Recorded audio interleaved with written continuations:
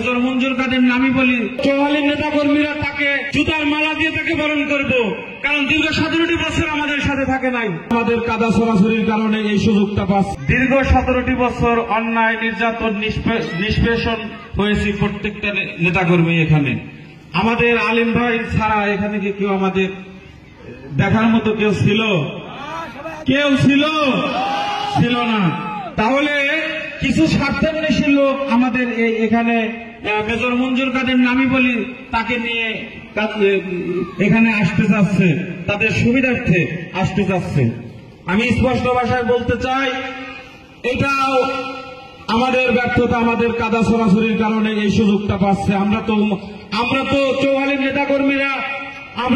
চৌহালির নেতাকর্মীরা তাকে জুতার মালা দিয়ে তাকে বরণ করব, কারণ দীর্ঘ 17টি বছর আমাদের সাথে থাকে নাই। মাত্র 30% টাকায় জমির মালিক হয়ে নতুন বাংলাদেশের গড়ে তোলার স্বপ্ন দেখা বাংলা বসতি। আমাদের কথা ছিল সেইটা, আমাদের নিজেদের ভুল বোঝাবুঝি এবং নিজেদের এই কাদা ছড়াছড়ির কারণে আমাদের এই সুযোগটা পাচ্ছে।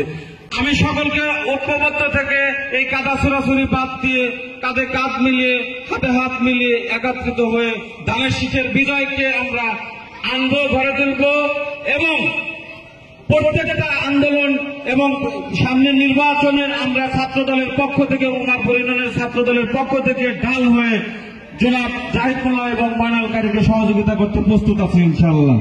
সবাইকে উদাত্ত আহ্বান জানিয়ে ধানের শীষের ফসল ঘরে আনার জন্য সকলকে উদাত্ত আহ্বান জানিয়ে আমি আমার বক্তব্য এখানেই শেষ করছি। খালেদা জিয়া সুস্বাস্থ্য কামনা করছি। শহীদ জিয়া অমর হোক, খালেদা জিয়া জিন্দাবাদ, তারুণ্যের অহংকার।